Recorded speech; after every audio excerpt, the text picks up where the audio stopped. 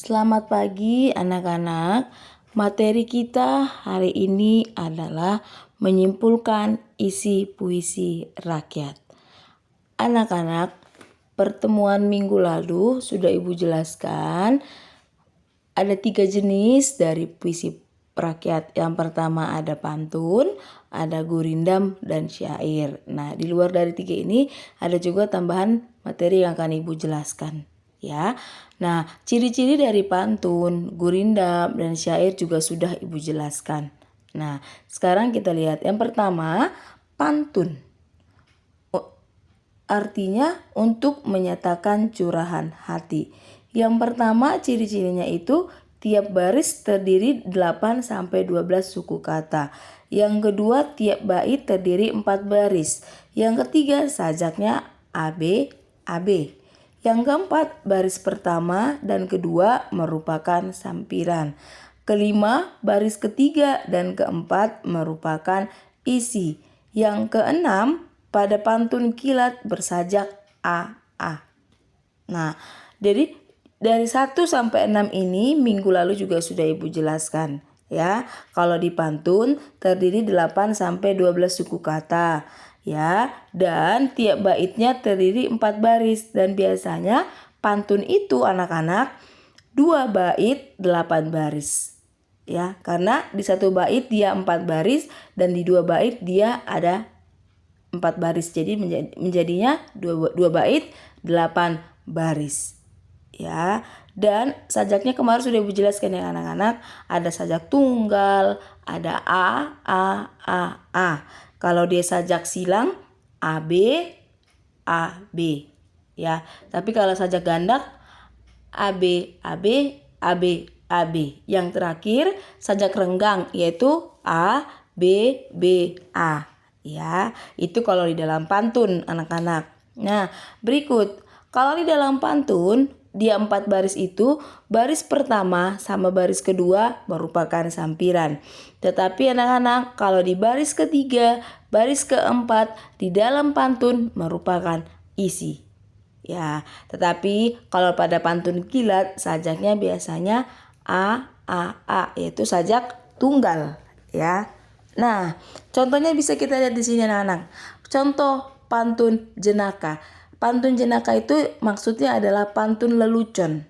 Lihat contohnya. Elok rupanya pohon belimbing, tumbuh dekat pohon mangga. Elok rupanya berbini sumbing, biar marah tertawa juga. Nah, lihat. Tadi baris pertama, baris kedua merupakan sampiran.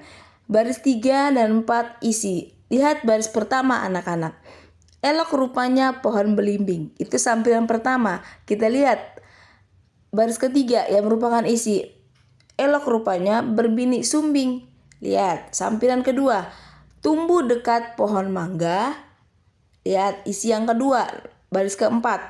Biar marah tertawa juga. Nah, lihat di pantun jenaka ini sajak apa yang digunakan? G, A, G, A. Yang mana Ibu baca? Kata belimbing satu kata terakhir G, kata mangga satu huruf yang terakhir A, kata sumbing satu huruf yang terakhir G, kata juga huruf terakhir di A. Itu adalah sajaknya. Berarti yang digunakan adalah sajak silang. Ada A, B, A, B. Ya. Berikut. Jadi yang dipergunakan di dalam sajak yang dipergunakan dalam pantun jenaka ini adalah sajak AB, AB, yaitu sajak silang. Ya, elok rupanya pohon belimbing, tumbuh dekat pohon mangga. Elok rupanya berbini sumbing, biar marah tertawa juga. Ya, itulah disebut contoh pantun lelucon.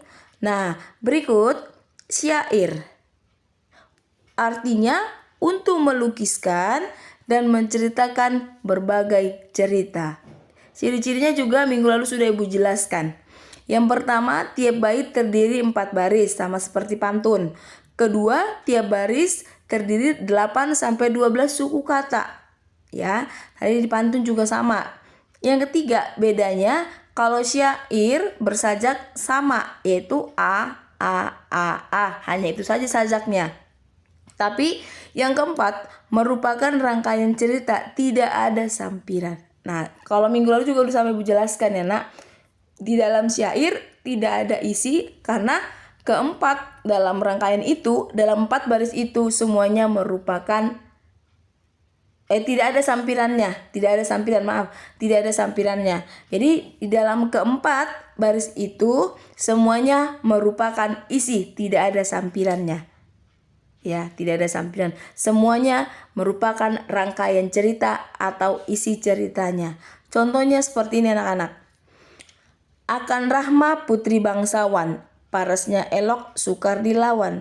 Sedap manis barang kelakuan, 10 tahun umurnya tuan. Ya, jadi dia semuanya menggunakan dalam syair itu menggunakan sajak a atau sajak tunggal. Lihat. Kata bangsawan huruf terakhir N. Kata dilawan huruf terakhirnya N. Kata kelakuan huruf terakhirnya N.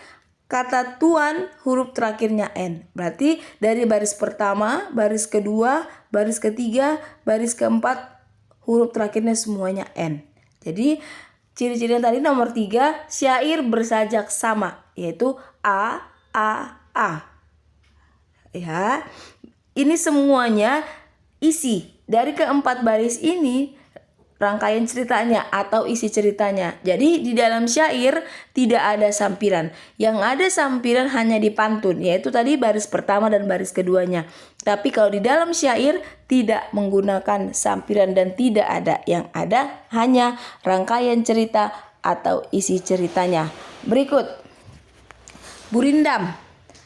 Ciri-cirinya yang pertama, tiap bait terdiri 2 baris.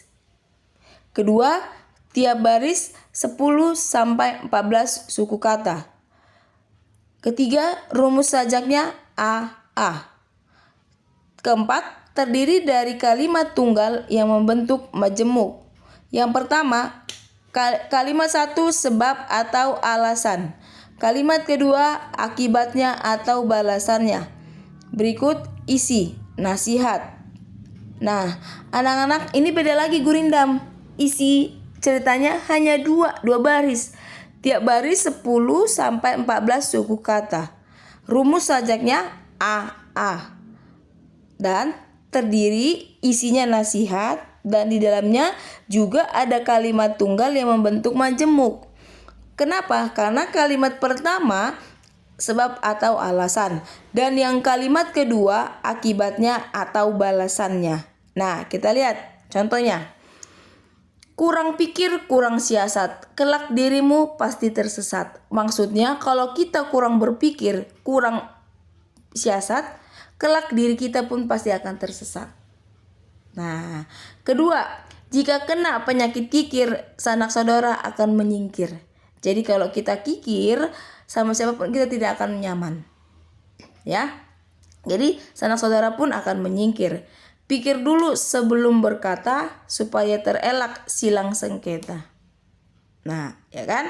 Jadi di dalam Gurindam ini isinya nasihat tapi tidak ada sampiran.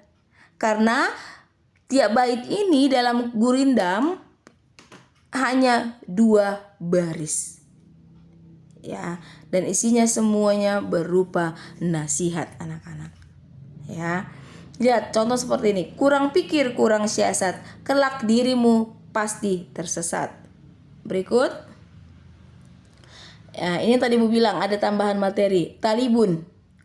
Pantun yang jumlah barisnya lebih dari 4. Ya, jumlah barisnya lebih dari 4. Kalau tadi jumlah barisnya hanya 4, baik dari syair ataupun pantun. Kalau Gurindam hanya 2 baris. Nah, tapi kalau Talibun barisnya lebih dari 4. Ciri-cirinya apa? Yang pertama, tiap bait terdiri 6 atau 8 atau 10 yang jumlahnya genap. Ya. Jadi anak-anak kalau di Talibun ini barisnya lebih dari 4 tapi tetap menggunakan jumlahnya genap, yaitu ada jumlahnya 6, ada barisnya 8 ya, barisnya 6, baris 8 juga ada dan baris 10 dan seterusnya. Yang penting jumlahnya genap. Ya. Terus yang kedua, tiap baris terdiri 8 sampai 12 suku kata. Jadi walaupun barisnya lebih dari 4 anak-anak, tetap yang dipergunakan suku katanya jumlahnya hanya 8 sampai 12. Itu di talibun. Nah, berikut sajaknya ABC, ABC atau ABCD atau ABCD dan seterusnya. Nah, sangat berbeda ya anak-anak. Tadi kalau di dalam gurindam sajaknya AA. Pantun ada 4. Gurindam hanya A, tunggal. Nah, tapi kalau di talibun sajaknya berbeda lagi. ABC, ABC atau ABCD atau ABCD dan seterusnya. Berbeda ya anak-anak ya dari yang 3 tadi. Berikut, bagian atas merupakan sampiran, bagian bawah merupakan isi. Nah, jadi talibun dengan pantun sama, tapi yang membedakannya kalau dibilang baris pertama sama baris kedua dia sampiran. Baris ketiga dan keempat merupakan isi, itu di dalam pantun. Tetapi anak-anak kalau di dalam talibun bagian atas, nah ya kan, bagian atas merupakan sampiran. Nah, jadi kalau di bagian bawah itu merupakan dia isi, itu bahasa dari talibun.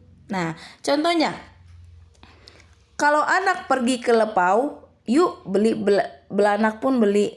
Ikan panjang beli dahulu, kalau anak pergi merantau. Ibu cari, sanak pun cari, induk semak dahulu. Tuh, ya kan? Kalau anak pergi ke lapau, yuk beli belanak pun beli. Ikan panjang beli dahulu, kalau anak pergi merantau. Ibu cari, sana pun cari, induk semak dahulu. Mau kemana pun kita pergi, tetap induk kita siapa, orang tua kita siapa. Mau dimanapun kita berada, tetap kita harus mencari orang tua kita. Itu arti dari contoh talibun ini.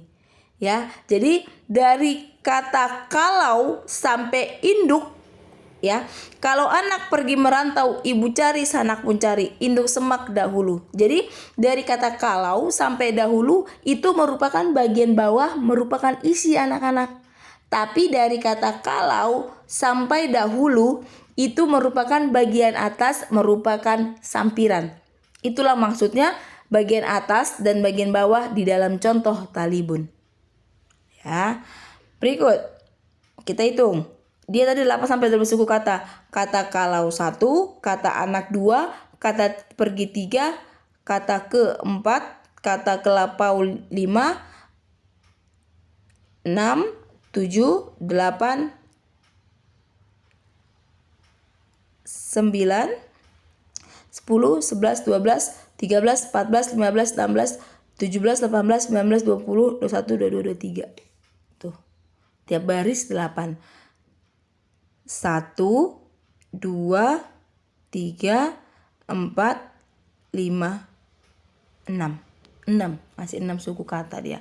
Padahal yang disuruh adalah tiap baris terdiri 8 sampai 12 suku kata. Tapi kalau kata yang dipergunakan lebih dari 8 12 suku kata. Tadi lebih ya, ada 20-an Ibu, 20 lebih tadi Ibu hitung. Tetapi ini suku kata anak-anak ya. 1 2 3 4 ya, 4 baris. Tiap baris 8 sampai 12 suku kata. Ya, 1 2 3 4 5 baru 5. 8 sampai 12 suku kata. Ya. Nah, berikut. Seloka. Seloka. Ciri-cirinya, yang pertama, tiap bait terdiri 2 baris panjang. Tiap baris terdiri 18 suku kata. Isi bait satu dengan berikutnya saling berhubungan, tidak terikat oleh persajakan. Isinya petuah atau nasihat. Baris kedua pada bait terdahulu menjadi baris pertama pada bait berikutnya. Kedua, baris keempat pada bait terdahulu menjadi baris 3 pada bait berikutnya. Contoh, taman melati di rumah-rumah, ubur-ubur sampingan 2. Kalau mati kita bersama, satu kubur kita berdua. Ubur-ubur sampingan 2, taman melati bersusun tangkai. Satu kubur kita berdua, kalau boleh bersusunan bangkai. Nah, ya kan? Isinya petuah atau nasihat. Terdiri 2 baris panjang. 2 baris yang panjang mana? Lihat. 1, 2, 3, 4. 1, 2, 3, 4. Tapi berbaris panjang. Ya. Baris kedua pada bait terdahulu, berarti bait yang pertama ya, yang terdahulu, menjadi baris pertama pada bait berikutnya. Ini. Kedua, baris keempat pada bait terdahulu menjadi baris 3 pada bait berikutnya. Ya, jadi sangat berbeda pengertian seloka dengan yang lainnya, yaitu pantun, gurindam, syair, dan talibun. Ya, nah anak-anak, untuk materi yang terakhir pada prakteknya, kalau puisi lama mematuhi syarat-syarat puisi. Yang kedua, puisi baru sudah tak mematuhi beberapa syarat puisi yang ditentukan. Yang terakhir, puisi modern tak mematuhi syarat yang ditentukan. Jadi anak-anak, dari 3 puisi tersebut pada prakteknya yang dipergunakan sampai sekarang anak-anak, kalau puisi yang lama masih mematuhi syarat-syarat puisi. Tapi kalau puisi baru sudah tidak mematuhi, tetapi ada beberapa syarat pantun yang masih dipergunakan. Tetapi kalau puisi modern tidak mematuhi syarat yang ditentukan dalam puisi atau syarat-syarat puisi. Anak-anak, selamat pagi, terima kasih. Semoga materi yang Ibu berikan hari ini dapat kalian pahami. Terima kasih.